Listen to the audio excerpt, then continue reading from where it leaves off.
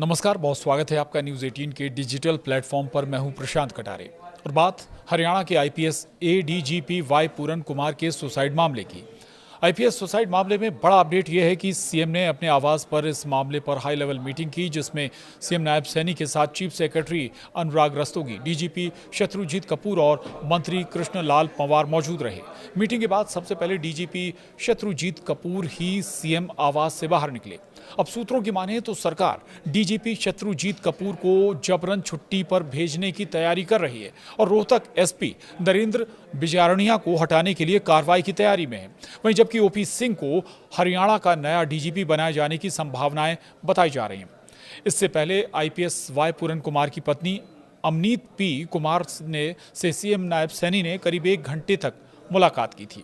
दोपहर करीब 12:30 बजे वो चंडीगढ़ के सेक्टर 24 में आईजी की पत्नी अमनीत कुमार के घर पहुंचे। इस दौरान करीब 1 घंटे तक सीएम सैनी ने अलग कमरे में आईएएस अमनीत पी कुमार के साथ मीटिंग की। मीटिंग के दौरान आईएएस अमनीत ने सीएम सैनी को 2 पन्नों की शिकायत सौंपी। इसके जरिए आईजी के लिखे सुसाइड नोट में शामिल अधिकारियों को सस्पेंड करने, अरेस्ट करने और परिवार को सिक्योरिटी देने की मांग की। इस दौरान अमनीत पी कुमार ने यहां तक कहा कि यह सुसाइड नहीं, एक तरह से मर्डर है। आखिरी नोट में सब कुछ साफ है, उसी आधार पर सभी के खिलाफ एफआईआर, अरेस्ट और सस्पेंशन की कार्रवाई होनी चाहिए।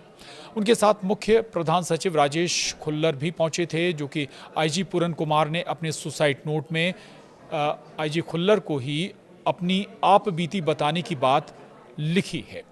अमनीत पी कुमार की बेटी विदेश से वापस आ गई हैं और इसके बाद आपको बता दें कि आईपीएस वाई पूरन कुमार का परिवार लगातार कार्रवाई करने की मांग भी कर रहा है।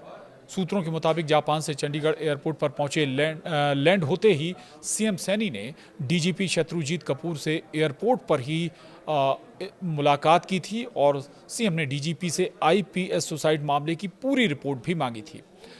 बुधवार को उनकी आईएएस अफसर पत्नी अमनीत पी कुमार जापान दौरे से चंडीगढ़ लौट आई थीं, लेकिन वो पोस्टमार्टम के लिए राजी नहीं हुई थीं। उन्होंने अधिकारियों से कहा था कि जब उनकी बड़ी बेटी अमेरिका से चंडीगढ़ पहुंच जाएंगी तभी इस पर फैसला होगा।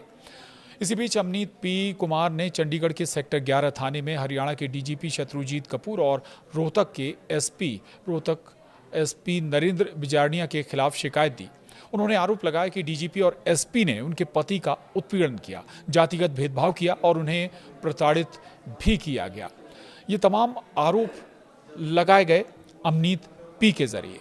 वरिष्ठ आईएएस अफसर ने दावा किया है कि उनके पति को SC/ST समुदाय से होने के कारण जाति सूचक गालियां दी गईं और सार्वजनिक रूप से अपमानित किया गया। फिलहाल आईजी का शव चंडीगढ़ के सेक्टर 16 स्थित गवर्नमेंट अस्पताल की मॉर्चुरी में रखा हुआ है। आपको बता दें कि आईपीएस वाई पूरन कुमार ने सुसाइड से पहले अपनी पत्नी को 15 बार कॉल किया था, लेकिन उन्होंने फ़ोन रिसीव नहीं किया था। यह भी बताया गया कि आईएएस पत्नी ने जापान से फिर अपनी बेटी को फ़ोन किया और पापा से बात करने के लिए कहा था। हालांकि बेटी बाजार में थी, मां से कहा कि वो घर जाकर बात करेगी।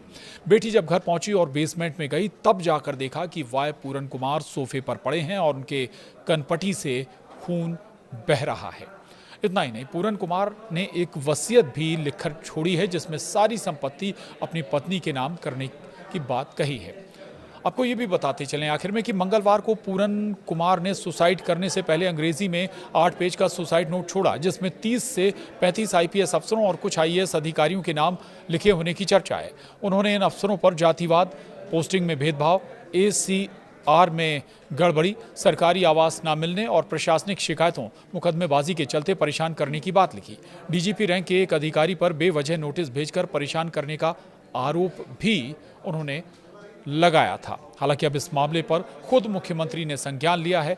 एक्शन क्या होगा ये जरूर देखना होगा। और आज के लिए इतना ही। नमस्कार।